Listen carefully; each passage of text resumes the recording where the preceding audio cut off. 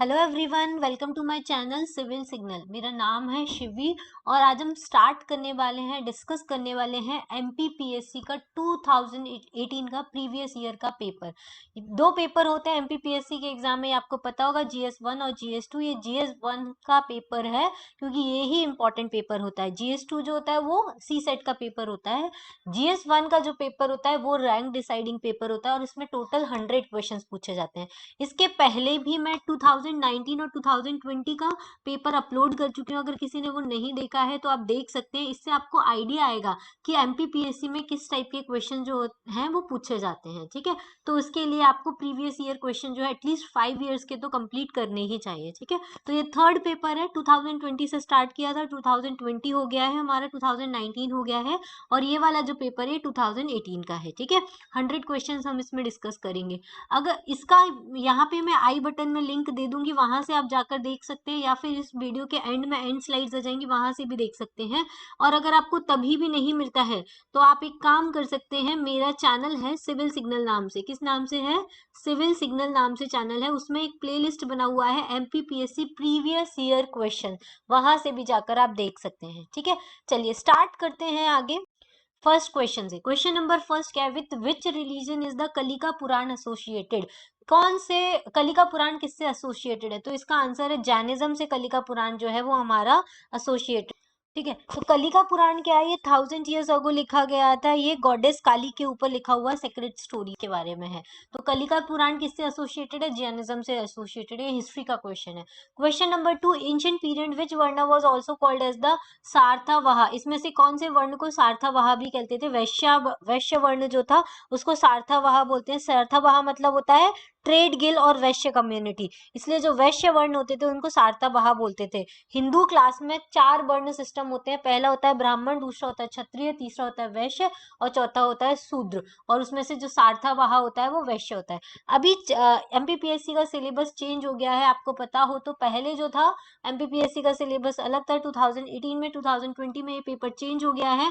अब 10 यूनिट्स में पूरा सिलेबस डिवाइड कर दिया है। अगर किसी को सिलेबस नहीं पता है तो उसका लिंक भी मैं दे दूंगी यहाँ पर आई बटन में, आप वहां से देख सकते हैं, या फिर चैनल में प्लेलिस्ट में जाकर एमपीपीएससी 2022 की प्लेलिस्ट में सारी वीडियोस आप देख सकते हैं। स्ट्रैटेजी कैसे आपको फॉलो करनी है, 80 डेज की स्ट्रैटेजी क्या होनी चाहिए, बुक्स कौन कौन सी फॉलो करनी चाहिए, बुक लिस्ट कौन सी है, और सिलेबस, यूनिट वाइज सिलेबस, वो सब भी हम लोगों ने डिस्कस किया हुआ है। ठीक है, चलिए question number 3, the ancestor of the Shungas originated from?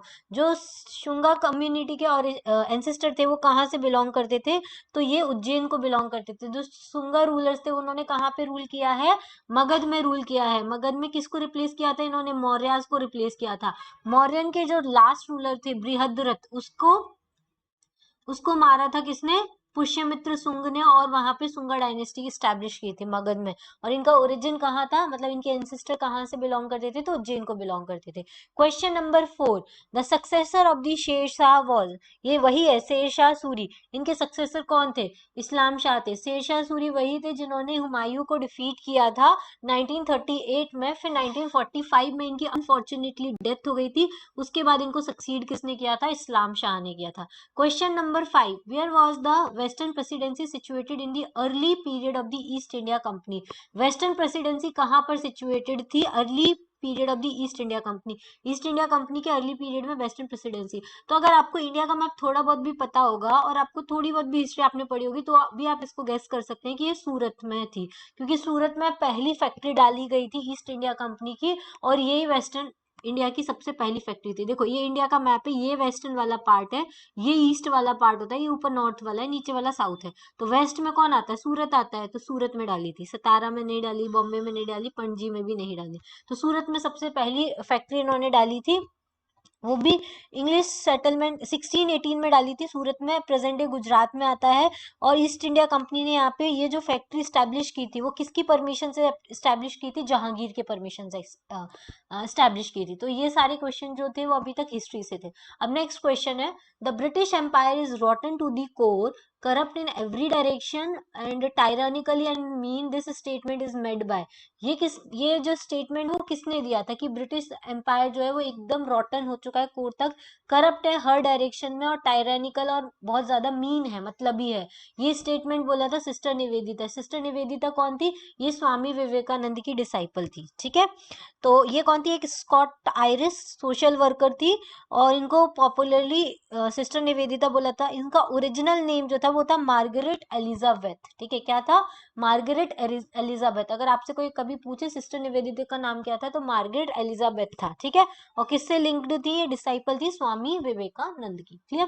Question number 7, who coined the slogan quit India? Quit India किसने स्लोगन दिया था? तो इसका आंसर है सी, यूसुफ मेहर अली। इसको लोग बहुत सारे गलत कर देते हैं, सबको लगता है कि महात्मा गांधी ने ये स्लोगन दिया था, पर ये गलत है। इसका जो स्लोगन था वो यूसुफ मेहर अली ने दिया था और ये एक सोशलिस्ट लीडर थे कांग्रेस से, ठीक है। चलो नेक्स्ट क्वेश्चन है question number 8, who authored the book planned economy for India? जो प्लान्ड इकोनॉमी फॉर इंडिया थी उसके ऑथर कौन थे? तो एम विश्वेश्वरैया जो थे वो प्लान्ड इकोनॉमी फॉर इंडिया के ऑथर थे, ठीक है। फिर he was an Indian engineer, scholar, statesman and the Diwan of Mysore from 1912 से 1918 तक।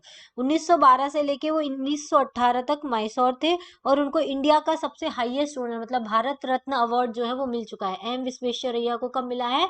1955 में भारत रत्न अवार्ड मिल चुका है। बुक याद रखिएगा, planned economy for India. Clear? Question number 9, which massacre is known as the Jallianwala Bagh tragedy of Madhya Pradesh? ये एमपीजीके का क्वेश्चन है। चरण पादुका मैसेकर, चरण पादुका मैसेकर जो है वो जलियांवाला बाग मैसेकर की तरह ही हुआ था। ये 14 जनवरी 1930 को हुआ था चरण पादुका नाम की जगह पे, 15 kilometre from the Chhatarpur town. यहाँ पे बहुत एक मीटिंग हो रही थी जब प्रोटेस्ट कर रहे थे लोग, जैसे जलियांवाला बाग में कर रहे थे ना वैसे यहाँ चरण पादुका में कर रहे थे, तो वहां पे आके गोलियां चला दी थी, इसके वजह से चरण पादुका मैसेकर हो गया था। Question number 10, the longest river in India? बहुत इजी क्वेश्चन, गंगा, ठीक है। Question number 11, the southern most range of India is? सबसे सदर्न मोस्ट रेंज कौन सी है? कार्डमम रेंज है। ये ज्योग्राफी का क्वेश्चन है। नीलगिरी उससे आगे आती है, नल्लामलाई भी आगे आती है, अन्नामलाई भी आगे आती है, तो कार्डमम जो है वो सबसे सदर्न मोस्ट माउंटेन रेंज है इंडिया की, कार्डमम हिल्स। और इसको येला माला भी बोलते हैं। ये माउंटेन रेंजेस जो सदर्न इंडिया में है और ये सदर्न वेस्टर्न घाट का पार्ट बनती है, ठीक है। तो देखो जैसे इंडिया है, ये फॉर एग्जाम्पल ये इंडिया है, तो यहाँ पे देखो ये वेस्टर्न घाट है, ये ईस्टर्न घाट है। जहाँ वेस्टर्न घाट और ईस्टर्न घाट मिलते हैं उसको नीलगिरी हिल्स बोलते हैं, और नीलगिरी हिल्स के बाद यहाँ पे कार्डमम हिल आती है वेस्टर्न घाट वाली साइड में, ठीक है। चलिए next, which state of India touches the maximum state boundary? कौन सा स्टेट है जो सबसे ज्यादा स्टेट बाउंड्री को टच करता है? तो ऑब्वियसली उत्तर प्रदेश। ये कितनी डिस्ट्रिक्ट कितनी स्टेट्स को टच करता है? तो 10 स्टेट्स को टच करता है। देखो ऊपर तो देखो बिहार है इधर ईस्ट में, बिहार को टच करता है, ठीक है। उसके बाद ये किसको राजस्थान को टच करता है इधर वेस्ट में, फिर गुजरात को करता है कि नहीं?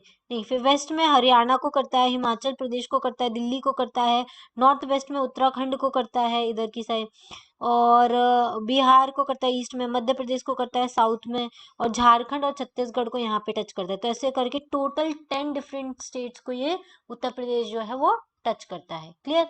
चलिए ये भी ज्योग्राफी का क्वेश्चन था। क्वेश्चन देखो question number 13, second largest river basin of India? कौन सा सबसे लार्जेस्ट रिवर बेसिन है इंडिया का? सेकंड लार्जेस्ट है तो गोदावरी बेसिन है। इसके सबसे बड़ा लार्जेस्ट बेसिन कौन सा है? गंगा नदी है, ठीक है।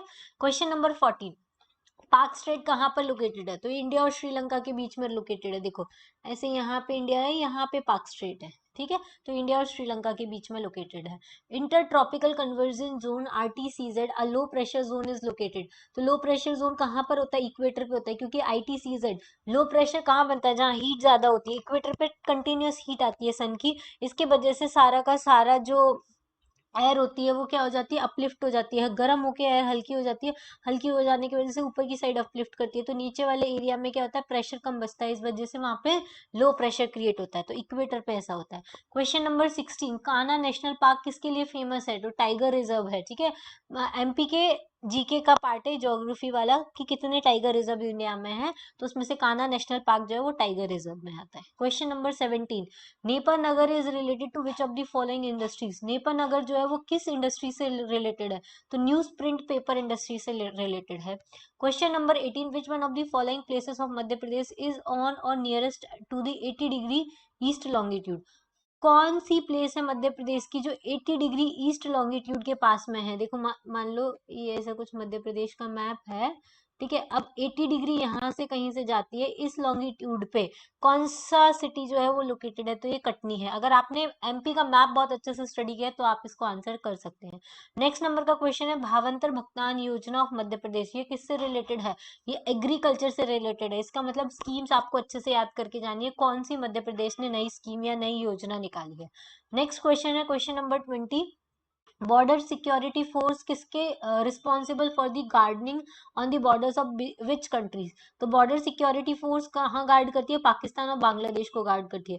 आईटीबीपी किसको गार्ड करती है, चाइना को गार्ड करती है। और सशस्त्र सीमा बल नेपाल और भूटान को गाइड करती है, ठीक है। तो ये 3-4 हमारी बॉर्डर सिक्योरिटी फोर्सेज हैं, ये आपको याद रखना है। Question number 21, who among the following has not been the acting governor of the Madhya Pradesh. ये एमपी जीके का पॉलिटी का क्वेश्चन है, उसमें आपको गवर्नर की लिस्ट लर्न करनी होती है, रटनी होती है। तो इसका आंसर है GD Dikshit. Justice GD Dikshit जो है वो इसके एक्टिंग गवर्नर कभी भी नहीं रहे हैं। पीवी दीक्षित रहे हैं, जीडी दीक्षित नहीं रहे हैं। तो C option is the correct answer. ये रहे हैं एनडी ओझा भी रहे हैं, जीपी सिंह भी रहे। अगर 2-4 बार आप ये नाम देख लेते हैं ना तो आपको समझ में आ जाता है कौन सा है कौन सा नहीं है।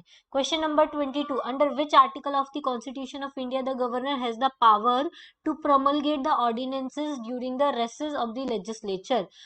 तो कौन सा आर्टिकल है कॉन्स्टिट्यूशन में जो गवर्नर को पावर देता है कि वो ऑर्डिनेंस को इशू कर सकता है, तो आर्टिकल 213 में। ऐसे ही सेम आर्टिकल प्रेसिडेंट के लिए भी आर्टिकल 123, जिसके अकॉर्डिंग वो क्या कर सकता है, अपना ऑर्डिनेंस इशू कर सकता है सेंट्रल लेवल पे। क्लियर।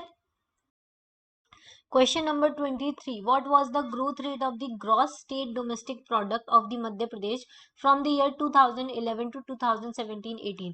तो हर साल का जीएसडीपी आता है 2011 के कंपैरिजन में, जैसे अभी आएगा 21-22 का, तो उस टाइम का जीडीपी था 14.01%, तो ये 14.39% अप्रोक्सीमेट वैल्यू है। तो डी ऑप्शन इसका करेक्ट आंसर है। Question number 24, in which year was the office of parliamentary secretary created first time in the independent India? independent India में सबसे पहले जो ऑफिस बनाया गया था किसका, पार्लियामेंट्री सेक्रेटरी ऑफ इंडिया का, वो कहाँ बनाया गया था, तो इसका कब बनाया गया था, 1951 में बनाया गया था। क्लियर। चलो नेक्स्ट क्वेश्चन है 25th का, विच one of the following is not correctly matched article of Indian constitution related state. तो इसमें से कौन सा करेक्ट नहीं है। 371 जो होता है वो स्टेट से रिलेटेड होता है, तो 371 ए जो है वो नागालैंड से रिलेटेड है, बी आसाम से रिलेटेड है, सी जो है ये 371 सी ये गलत है, मेघालय से रिलेटेड नहीं है। किससे रिलेटेड है, मणिपुर से रिलेटेड है, ठीक है। फिर 371 डी जो है वो आंध्र प्रदेश से रिलेटेड है। Next question number 26, how many states are reserve for the schedule caste in the Lok Sabha. अब कितने हो गए हैं, 84 हो गए हैं। डीलिमिटेशन कमीशन ने इसको बढ़ा दिया है। पहले शेड्यूल कास्ट में रिजर्व सीट्स कितनी होती थी, 79 हुआ करती थी, अब कितनी हो गई है, 84 हो गई है। Question number 27, which one of the following is not correctly matched. कौन सा करेक्टली मैच्ड नहीं है, तो पहला ही वाला ऑप्शन गलत है। आंध्र प्रदेश में कितनी अलोकेटेड सीट्स है राज्यसभा के लिए, 11 है। उड़ीसा में 10 है, तमिलनाडु में 18 है और महाराष्ट्र में 19 है, ठीक है। तो इसका आंसर होगा ए ऑप्शन, जहाँ पे 11 सीट्स जो है वो किसके लिए अलोकेटेड है, राज्यसभा के लिए, आंध्र प्रदेश में। In which year was the Lakshmibai national institute of the physical education established. अच्छा, ये जो सीट्स अलोकेट की जाती है राज्यसभा के लिए वो किस बेसिस पे की जाती है, पॉपुलेशन के बेसिस पे की जाती है, ठीक है। चलो, in which year was the Lakshmibai national institute of physical education establish, कब स्टैब्लिश किया गया था इसको, तो ये स्टैब्लिश किया गया था 1957 में स्टैब्लिश किया गया था। और कहाँ पर है ये लक्ष्मीबाई, तो ग्वालियर में आता है। कहाँ आता है, ग्वालियर में आता है। Next question, en passant is related to which game. जो एन पेसेंट है वो किस गेम से रिलेटेड है, तो ये चेस से रिलेटेड है, ठीक है। तो इससे आपको पता चल रहा है, एक तो आपको इंस्टीट्यूट याद रखने हैं, क्लियर, उसके बाद आपको सारे के स्पोर्ट्स गेम के पर्सन याद रखने हैं। नेक्स्ट क्वेश्चन है 30 नंबर का, the first Rajiv Gandhi Khel Ratna award जो है वो किसको दिया गया था? तो उसका आंसर है ए ऑप्शन, विश्वनाथ आनंद को दिया गया था। फर्स्ट राजीव गांधी खेल रत्न अवार्ड जो है वो विश्वनाथ आनंद को दिया गया था। A option is the correct answer. और राजीव गांधी खेल रत्न अवार्ड कब स्टार्ट हुए थे? 1991 में स्टार्ट हुए थे, ठीक है। क्यों स्टार्ट हुए थे? जो हमारे फॉर्मर पीएम थे 1984 से 1989 तक, कौन थे? राजीव गांधी थे। जब उनकी डेथ हो गई थी 1989 में, तो उन्हीं के रेफरेंस में ये वाला राजीव गांधी खेल रत्न अवार्ड स्टार्ट किया गया था। तो पहला दिया गया था विश्वनाथ आनंद को दिया गया था, और ये चेस में ग्रैंड मास्टर हुआ करते थे। Clear? Question number 31, libero is related to which game? Libero जो है वो किस गेम से रिलेटेड है? तो लिबेरो जो रिलेटेड है वो है वॉलीबॉल से। Clear? Question number 32. Who was the first? Next, question number 32. Who was the first recipient of the Dronacharya award in 1985? तो कौन पहला रेसिपिएंट बना था द्रोणाचार्य अवार्ड 1985 में? तो ओएम नामीबियार, ओएम प्रकाश भारद्वाज, बीबी भागवत। तो तीनों ही जो थे वो रेसिपिएंट थे द्रोणाचार्य अवार्ड के। Next question, what is the distance of the marathon race? देखो, इस टाइप के क्वेश्चन जो है वो स्पोर्ट्स एंड अवार्ड्स में पूछे जाते हैं, तो स्पोर्ट्स एंड अवार्ड वाला सेक्शन आपको अच्छे से करके जाना है। नेक्स्ट क्वेश्चन, ये भी स्पोर्ट्स सेक्शन से है, what is the distance of the marathon race? तो ये इस टाइप का क्वेश्चन भी पूछा जाता है कि किस टाइप का डिस्टेंस है, या फिर जो हम क्रिकेट में पिच यूज करते हैं वो कितने यार्ड्स की होती है। तो ये क्वेश्चंस भी आपको जनरली देखने को मिलते हैं। तो इसका आंसर है सी ऑप्शन, 26 माइल्स 385 यार्ड्स की होती है, या 42.16 किलोमीटर्स की होती है, ठीक है। तो ये चीज आपको याद रखनी है। Okay, question number 34, which Indian player has won the gold medal in Olympics? इनमें से कौन सा इंडियन प्लेयर है जिसने गोल्ड मेडल जीता था ओलंपिक्स में? तो इसका आंसर है सी, अभिनव बिंद्रा ने जीता था। कब जीता था अभिनव बिंद्रा ने ये वाला जो मेडल? वो जीता था 2008 में जीता था, ठीक है। और किस लिए जीता था? 10 मीटर एयर राइफल इवेंट में उन्होंने जीता था, बीजिंग ओलंपिक्स में। Clear? Question number 35, the national sport day is celebrated on which day? तो ये भी स्पोर्ट्स का क्वेश्चन है। 29 अगस्त को हमारे यहाँ पे नेशनल स्पोर्ट्स डे मनाया जाता है। क्यों मनाया जाता है? क्योंकि इस दिन बर्थ एनिवर्सरी है ध्यानचंद की। ध्यानचंद कौन थे? हॉकी प्लेयर थे जिन्होंने इंडिया को क्या दिलाया था? गोल्ड मेडल दिलाया था 3 बार, 1928 में, 32 में और 36 में, और उनको विजार्ड ऑफ हॉकी भी बोलते हैं। तो ऐसा क्वेश्चन भी आ सकता है आपको कि विजार्ड ऑफ हॉकी किसको बोलते हैं? तो ध्यानचंद को बोलते हैं। Clear? Question number 36. The player who was awarded with the Arjun Award, Dronacharya award, Rajiv Gandhi Khel Ratna award, Padmashri award, कौन है जिनको ये सारे अवार्ड मिल चुके हैं? तो इसका आंसर है पुलेला गोपीचंद। पुलेला गोपीचंद को सारे अवार्ड्स मिल चुके हैं। उनको पद्मश्री भी मिला है, पद्म भूषण भी मिला हुआ है, राजीव गांधी खेल रत्न भी मिला हुआ है, अर्जुन अवार्ड भी मिला हुआ है, और द्रोणाचार्य अवार्ड भी मिला हुआ है। और ये इंडियन बैडमिंटन के कोच रहे हैं किसके? पीवी सिंधु और साइना नेहवाल के। Clear? Question number 37, which one of the following valleys of Madhya Pradesh is not a rift valley? इनमें से कौन सी वैली है मध्य प्रदेश की जो रिफ्ट वैली नहीं है? तो चंबल वैली जो है वो रिफ्ट वैली नहीं है। उसके अलावा नर्मदा भी है, सोन वैली भी और तापी वैली भी है। तो इसका आंसर है D option, Chambal valley. Chambal valley जो है वो रिफ्ट वैली नहीं है। Question number 38, Dhupgarh is the highest peak of Madhya Pradesh located at? देखो, अब ये जो क्वेश्चंस आ रहे हैं वो हमारे कहाँ से आ रहे हैं? ज्योग्राफी से आ रहे हैं, एमपी ज्योग्राफी से, ठीक है। धूपगढ़ जो है वो हाईएस्ट पीक रही है मध्य प्रदेश की, और ये कहाँ पर लोकेटेड है? तो महादेव हिल्स में लोकेटेड है, ठीक है। कहाँ पर लोकेटेड है? महादेव हिल्स में लोकेटेड है। Question number 39, question number 39, which one of the following river does not join the river Chambal? कौन सी रिवर है जो चंबल को ज्वाइन नहीं करती है? इसका आंसर है बेतवा, क्योंकि शिप्रा करती है, काली सिंध भी करती है, और पार्वती रिवर भी करती है। Question number 40, which one of the following districts of Madhya Pradesh touches the state boundary of Gujarat and Rajasthan? इनमें से कौन सी डिस्ट्रिक्ट है मध्य प्रदेश की जो गुजरात को भी टच करती है और राजस्थान को भी टच करती है? इसका आंसर है झाबुआ। झाबुआ डिस्ट्रिक्ट जो है वो मध्य प्रदेश के वेस्टर्न पार्ट में है, और वो गुजरात को भी टच करती है और राजस्थान को भी टच करती है। Question number 41, the climate of Madhya Pradesh is? Madhya Pradesh का क्लाइमेट कैसा है? तो मॉनसून टाइप क्लाइमेट है हमारी मध्य प्रदेश का। Question number 42, with which mineral production is the Malajkhand associated? कौन सा मिनरल प्रोडक्शन है जिससे मलाज खंड एसोसिएटेड है? तो कॉपर से एसोसिएटेड है मलाज खंड। 42 का आंसर है बी। और मलाज खंड कहाँ पर पाया जाता है? बालाघाट एक डिस्ट्रिक्ट है मध्य प्रदेश की, वहां पर ही आपको देखने को मिलेगा। Question number 43, Which district of Madhya Pradesh has the highest percentage of the tribal population? कौन सा डिस्ट्रिक्ट है मध्य प्रदेश का जहां पे सबसे ज्यादा ट्राइबल पॉपुलेशन रहती है? तो ये है झाबुआ में। ये भी 2011 के सेंसस अकॉर्डिंग क्वेश्चन आया, तो आपको 2011 का सेंसस पढ़ के ही जाना है, चाहे वो एमपी का हो चाहे वो इंडिया का हो, ठीक है। क्वेश्चन नंबर, झाबुआ में सबसे ज्यादा परसेंटेज ऑफ ट्राइबल पॉपुलेशन है, ये तो हम लोगों ने देख लिया, 43 का A option. Next question 44th वाला, गुजरी महल वॉज बिल्ट बाय, तो गुजरी महल किसने बनवाया है? राजा मानसिंह ने बनवाया था, अपनी वाइफ मृगनयनी के लिए बनवाया था उन्होंने। Question number 45, which one of the following cities of Madhya Pradesh is not located on the national highway 3? इनमें से कौन सी सिटीज है जो नेशनल हाईवे 3 पर लोकेटेड नहीं है? सेंधवा लोकेटेड है, सारंगपुर लोकेटेड है, महू लोकेटेड है, शाजापुर लोकेटेड नहीं है, तो इसका आंसर होगा डी ऑप्शन। क्लियर?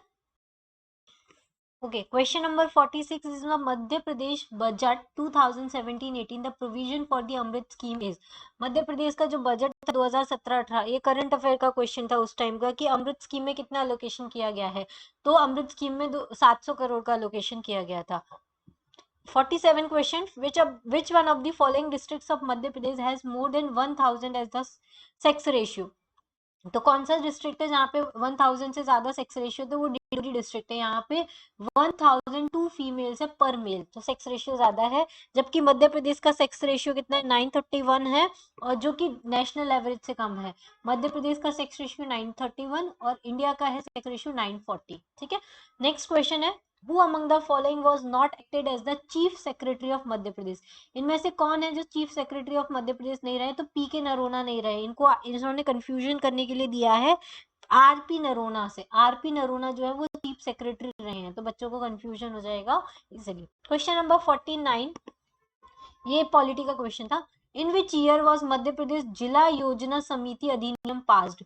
कौन सा ईयर था जब जिला समिति अधिनियम जो था वो पास किया गया था? तो इसका आंसर है 1995 में इसको पास किया गया था। Question number 50, which organisation is giving the financial support for the Tejaswini rural women empowerment programme? तो इसका IFAD, international fund for the agriculture development, इन्होंने फंड दिया था Tejaswini rural women empowerment programme के लिए। Question number 51, Mukhyamantri Gram Sadak Yojana in Madhya Pradesh was implemented from which year? Madhya Pradesh में मुख्यमंत्री ग्राम सड़क योजना कब से इम्प्लीमेंट 2010 से 2011 में स्टार्ट की गई थी। From which year was the MP incubation and the startup policy implemented? कौन से ईयर में इंक्यूबेशन और स्टार्टअप पॉलिसी इंप्लीमेंट की गई थी? तो 2016 में इंप्लीमेंट की गई थी। Question number 53, in January 2018 friends of MP conclave was held in which city? जनवरी 2018 में कौन से फ्रेंड्स ऑफ एमपी कॉन्क्लेव जो थी, फ्रेंड्स ऑफ एमपी कॉन्क्लेव जो थी वो कहां पर हुई थी? तो ये इंदौर में हुई थी, ठीक है, 2018 में हुई थी, 4 जनवरी को हुई थी। Next question 54, how many minimum hours of the power supply is assured for the rural agriculture purpose in the Atal Jyoti Yojana 2013? 2013 के अकॉर्डिंग 12 आवर्स फिक्स की गए थे रूरल एग्रीकल्चर के लिए, और नॉन एग्रीकल्चर के लिए 24 आवर्स फिक्स किए गए थे, ठीक है, अटल ज्योति योजना के अंतर्गत। नेक्स्ट क्वेश्चन है 55, the collection of the linked information residing on the computers which is available through the internet is called? देखो, वर्ल्ड वाइड वेब मतलब www जो होता है, उसी में सारे इंफॉर्मेशन रिजाइडिंग पेजेस जो होते हैं उनको लिंक किया जाता है, तो www वेब पे ही लिंकिंग होती है। क्वेश्चन नंबर 56, ये कंप्यूटर का क्वेश्चन है। The first page by the web browser after opening website is called? क्या बोलते हैं? हम होम पेज बोलते हैं। जैसे हम वेब ब्राउजर को ओपन करते हैं तो हमको वेबसाइट दिखती है, उसको हम होम पेज बोलते हैं। Next question, which offers the services such as the search capability, email, news, stock prices, weather information, sports and the entertainment? तो इसका आंसर है बी, पोर्टल जो होता है वो हमको ये सारी इंफॉर्मेशन जो है वो प्रोवाइड करता है। Okay, now question number 58, which of the following acronyms is normally used to describe the unsolicited junk emails? तो unsolicited junk emails कौन से होते हैं? स्पैम में आते हैं। Next question number 59, an intentionally disruptive software that spreads from the computer to computer is known as? तो उसको हम क्या बोलते हैं? वायरस बोलते हैं। Which of the following is not an essential component required for the video conferencing? Video conferencing के लिए क्या जरूरत नहीं होती है? टेलीफोन की जरूरत नहीं होती, बाकी सबकी जरूरत होती है, कैमरे की भी चाहिए होती है, डिस्प्ले भी चाहिए होता है, माइक्रोफोन भी चाहिए होता है। Which of the following are the 2 essential features of the cyber crime? तो इसके एसेंशियल फीचर्स है, ऑफेंडर कंप्यूटर स्किल्स होनी चाहिए, विक्टिम इग्नोरेंस होना चाहिए कंप्यूटर टेक्नोलॉजी का। तो ये दो फीचर्स होते हैं जिसकी वजह से साइबर क्राइम हो सकता है। Question number 62, the term dash refers to an individual who breaks into the computer system without authorization, deliberately defaces the website for the fraudulent purpose। कौन होता है वो? क्रैकर होता है, ठीक है। Next question number 63, when the customer of the websites are unable to access it due to the flooding of the fake network traffic is called। कौन होता है जिसकी वजह से वेबसाइट को एक्सेस नहीं कर पाते हैं और फेक नेटवर्क ट्रैफिक आने लग जाता है? वो होता है डिनायल ऑफ सर्विस अटैक। ये भी कंप्यूटर के क्वेश्चंस थे, ठीक है। नेक्स्ट ये जो क्वेश्चंस है वो है शेड्यूल कास्ट और शेड्यूल ट्राइब्स एक्ट के ऊपर। अब ये एक्ट हटा दिए गए तो आप इन क्वेश्चंस को क्या कर सकते हैं? स्किप कर सकते हैं। क्लियर? देखो यहाँ तक के जो सारे क्वेश्चन थे 74th नंबर के क्वेश्चन से हम स्टार्ट करते हैं, क्योंकि इसके पहले के जो सारे क्वेश्चन थे वो एक्ट से रिलेटेड है, ये भी एक्ट से रिलेटेड है, लेकिन ये वाला जो है वो हमारी यूनिट 10 में नेशनल ह्यूमन राइट कमीशन, तो इसके क्वेश्चन हम डिस्कस कर सकते हैं। तो question number 74, who is not the ex officio member of the national human right commission? Human right commission से कौन सा एक्स ऑफिशियो मेंबर नहीं है? तो इसका आंसर है B, the chairperson of law commission of India जो है वो इसका एक्स ऑफिशियो मेंबर नहीं होता है। उसके अलावा माइनॉरिटी कमीशन का चेयरपर्सन भी होता है, शेड्यूल कास्ट और शेड्यूल ट्राइब का भी होता है, वुमेन का भी होता है, ठीक है।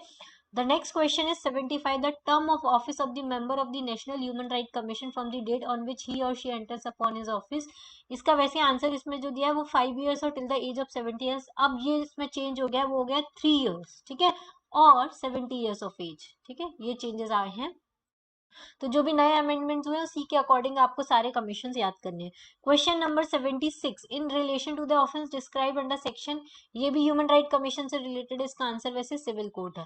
Next question 77, which dealing with the complaints of the violation of human rights by the members of the armed forces, the commission either on its own motion और on the receipt of the petition will seek a report from the central government. जो human right commission है वो report मांग सकता है central government से।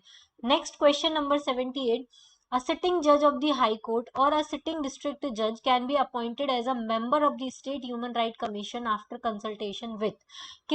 जो sitting जज होता है हाई कोर्ट का या सिटिंग जज होता है डिस्ट्रिक्ट कोर्ट का, वो member of state human right commission की तरह अपॉइंट किया जा सकता है आफ्टर कंसल्टेशन विद। किसके साथ कंसल्ट करेगा?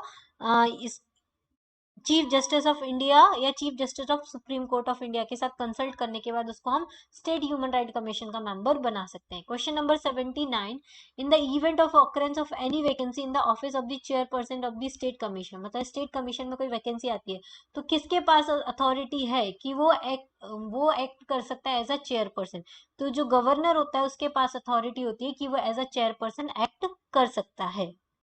Question number 80. Every member of the Commission, State Commission and every officer appointed or authorized by the Commission or State Commission to exercise the function under the Protection of Human Right Act is to be deemed। मतलब ऐसा इंसान जो इन सारे commissions में काम कर रहा है उसको हम क्या बोलते हैं? पब्लिक सर्वेंट बोलते हैं, ठीक है। Question number 81, the state commission submit it's annual report, किसको सबमिट करता है? तो स्टेट गवर्नमेंट को सबमिट करता है।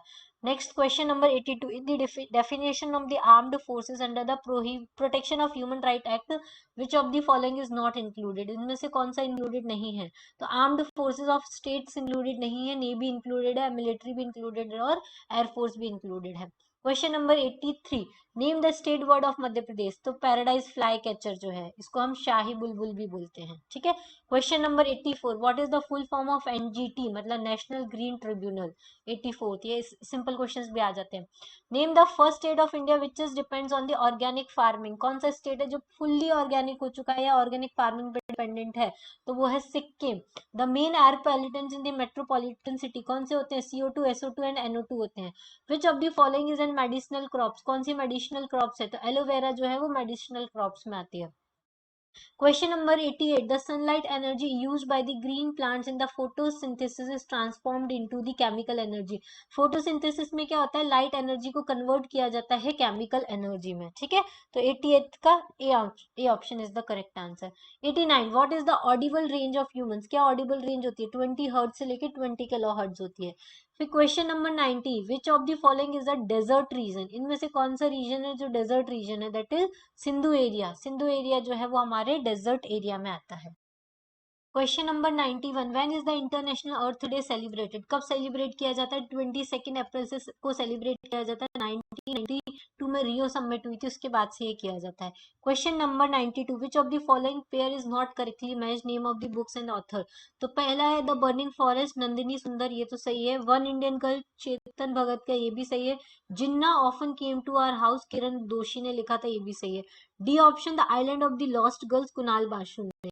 ये गलत है, क्योंकि इनको कुणाल बासु ने नहीं लिखा था, इसको किसने लिखा था?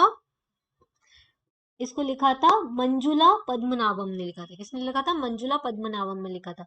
Who among the following women won the Y edition in the 2017 for the one Rajya Sabha seat from the Madhya Pradesh? तो इसमें संपतिया उइके जो थी वो जीती थी। 2017 का बाई इलेक्शन हुआ था, ये उसी टाइम की करंट की न्यूज थी। 94, how many times India and Pakistan exchange the list of their nuclear installation under an agreement that aims to prevent both the side from attacking such installation till January 2018? तो कितने ऐसे किए थे? तो 27 times किए गए।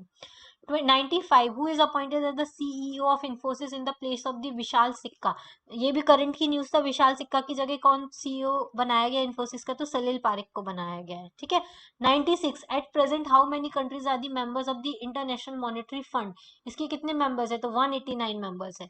How many women's were elected in the Madhya Pradesh assembly election? ये वाला क्वेश्चन हटा दिया गया था, क्वेश्चन के एक भी ऑप्शन करेक्ट नहीं है। Question number 98, in which year was the Madhya Pradesh राजकोषीय उत्तर दायित्व एवं बजट प्रबंधन अधिनियम पास? कौन सी ईयर में पास हुआ था? तो इसका आंसर है सी ऑप्शन, 2005 में पास हुआ था। ठीक है। 99, on which date president of the USA Donald Trump recognize the Jerusalem as the capital of Israel? Jerusalem को as a capital of Israel किसने, डोनाल्ड ट्रंप ने कब अनाउंस किया था या रिकॉग्नाइज किया था? तो 6 दिसंबर 2017 को। तो ये आउट ऑफ क्वेश्चन है, मतलब ऐसा कोई डेट एकदम थोड़ी याद रखता है, तो ये थोड़ा उस टाइम पे कंट्रोवर्सी में भी था। Question number 100, which two states have been jointly ranked first in the ease of doing business ranking issued by the World Bank and DIPP in the October 2016? उस टाइम की जो वर्ल्ड बैंक रैंकिंग स्टार्ट की थी ease of doing business की, उसमें आंध्र प्रदेश और तेलंगाना दोनों को जॉइंटली रैंक किया गया था फर्स्ट नंबर पे। ठीक है।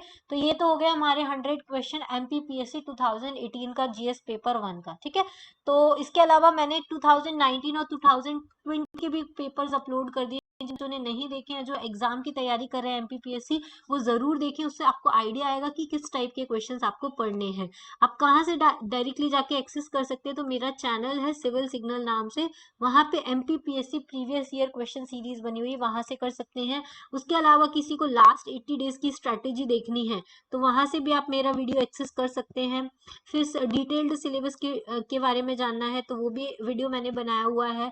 टाइम टेबल का वीडियो भी बना हुआ है, कैसे आप अपना टाइम टेबल मैनेज कर सकते हैं इन 80 डेज के लिए, कैसी स्ट्रेटेजी होनी चाहिए, ये सब मैंने डिस्कस किया हुआ है, वीडियोस अपलोड किए। अगर आपने नहीं देखे हैं तो देख सकते हैं।